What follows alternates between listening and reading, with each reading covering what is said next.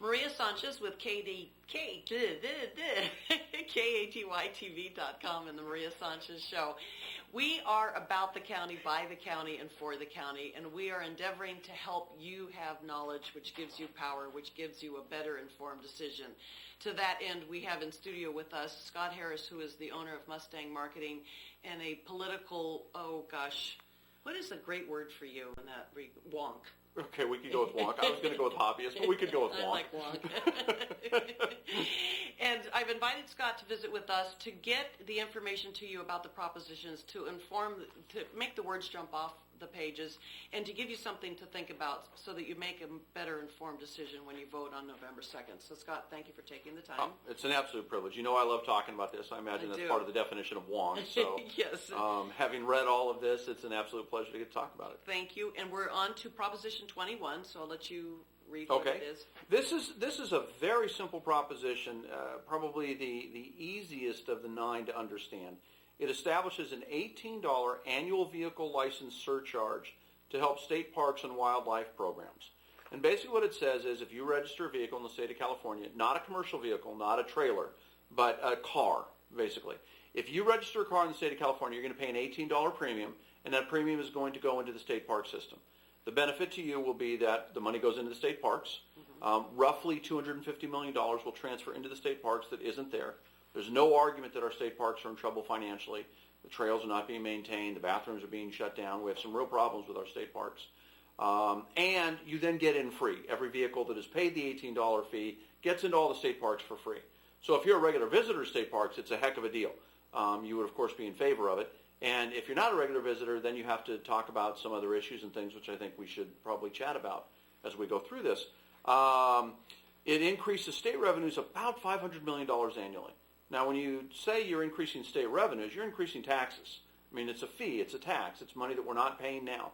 And if you remember back to the recall, one of the big reasons that now Governor Schwarzenegger, then actor Schwarzenegger, won was his attack on the car tax. Right. Gray Davis was desperate for money. He was going to try to implement a car tax. The governor came out and said, absolutely not, never going to do it, can't do it, we won't do it. And we didn't really want it as the people in the state of California. We want all the services, we just don't want to pay for them. Right. But I remember getting back a refund. We did, because some of us did pay those taxes. Right, and it was substantial. Yeah, what this really is now, this is a car tax. This was the big bugaboo 7, 8 years ago. Now we've brought it in, and what we've really done, in my view, and this is a personal view, is that we have softened the car tax. We've put it in state parks, and bears, and coyotes, and foxes, and happy days with picnics, and $18, and what's the big deal? But we have to understand, whether you agree with it or not, you have to understand this opens the door for the next tax. Is it going to be for public safety? Is it going to be for teachers? Is it going to be pay down debt? Is it going to be to build roads? What's it going to be? So eventually, my belief is, once we open this door, and the people of the state of California approve this, the car tax is now no longer sacred. It's a matter of how much and for what different things. It's a brilliant move to do something this small, this soft, and this easy. Everybody likes parks. Everybody likes libraries. That's $20 a year. It's $1.50 a month, right? That's no big deal. So that's okay, and that's great, and it's good for the parks, by the way, and it really is good for the parks for them to get, somewhere in the neighborhood of $250 million a year that they do not have now. But do they have a budget for how they're going to spend that, or was there a budget that they fell short that amount? And they're way short. There is no argument. I mean, you can debate whether you think we should all be paying for the parks or not, or whether we should be paying a car tax or not, but you can't debate that the parks are in trouble. The parks are in serious financial trouble. It's one of the ways that we've tried to pay off the other things that we're paying for is we've taken money out of the state park budget. And as a result, the state's parks are falling apart. They're just decrepit. So there's more than $250 million of backlog and repair work that needs to be done. So there's no argument that if we want to have a good state park system, we're in trouble. And what we're doing in the state park system is what homeowners do that don't do repairs. You can take $1 million home and you don't do repairs for a year, and that's okay. In 2 years, that's okay. You get that 5th, 6th, 7th year where you haven't done repairs, where everything's duct tape, and suddenly the house is no longer worth anything. And the cost to bring it back up to snuff is prohibitive. Same thing's happening with the park district. No, why wouldn't they just charge more for the park district access? Because then less people come.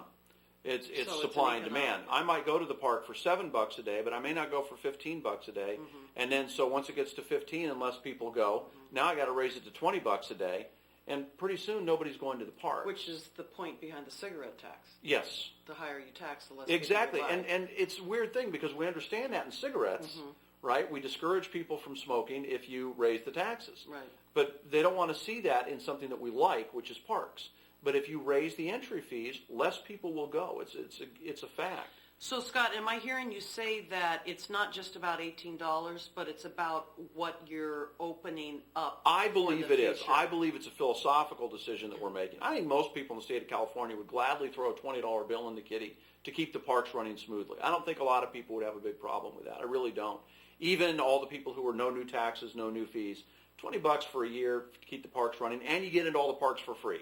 I think that's a pretty good deal. I would take that deal. But you are opening the door now to the car tax, which we proved when we threw Gray Davis out of office, and then that was the big thing in the battle with Cruz Bustamante and McClintock and Schwarzenegger was the car tax.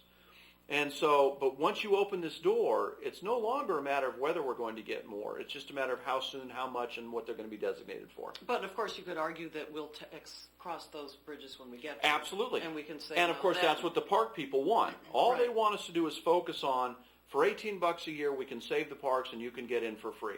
And really, if you took it at that, at face value, I think that's a pretty good deal for the people of California.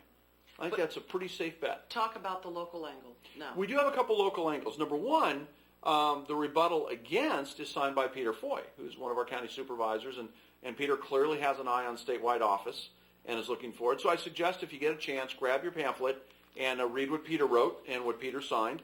The CETA, which is the Ventura County Economic Development Association here in Ventura County, is against this. And because I happen to be on the board there, so I've been part of the discussion. And the big reason is because it does open the door to additional fees, and really they're taxes. I mean, they're not technically a tax, but they are. Just another way of generating mandatory revenue. So, that's why they're against it. Unions are in favor of it because they want this door open. This is the door they want kicked open. So all of the major unions in the state of California are in favor of it. Newspapers are split. On the 9 propositions, this is the one where your major newspapers, and there's about 20, 25 in the state of California, this is the one where they're the closest to being evenly split. Huh. There's people who are saying, you know what, we'll worry, the point that you made, we'll worry about the next step later. I'm not buying into the domino theory. We can't afford to have the state park system collapse. So we're gonna get this money now. We're going to save the state park system. We'll fight the next battle when that one comes up. That's kind of the position of the people who are in favor. Because everyone is in favor of parks. I mean, Right. Nobody, it's like kittens. Nobody says, oh my God, let's get rid of all of them. And then half of the newspapers are against it, and it's a philosophical issue. It's not the $18, and it's not that they're anti-park. It's that it's a car tax, and it opens the door to future car taxes. And when you say car, I'm assuming you mean vehicles. You mean motorcycles, pickups. Yeah, it doesn't count trailers, and it doesn't count commercial vehicles. Okay, but generally, it's what our we cars. use for transportation. It's what you and I are. Okay. Well, you're using a bike, but for the rest of us, that still get behind something that requires our a key. viewers know that we were at the Reagan on Wednesday with. And she had to drive. I did. Our Born to Be Wild. She had to dust off the windshield and recharge the battery. It was a big deal. President Reagan was responsible for Harley Davidson's making it in the 80s, and the Reagan Library was honoring that. Wow, So we very were cool. there. And our viewers know that. So there you go. And if you're interested in the viewers and where some people stand on Prop 21, the Democrats are in favor of it. The Libertarians obviously are not. They're not in favor of any more money being transferred. Republicans are not in favor of it. Meg Whitman is not in favor of it, and candidate Brown again declined to state his position, which he did on 7 of the 9 propositions. He's just not willing to take a position. And Scott, you mentioned that off the air, but I'll reiterate what you said is that Meg Ryan has come out with a public opinion about all 9 propositions. All 9. And Jerry Brown has come out with an opinion on 2.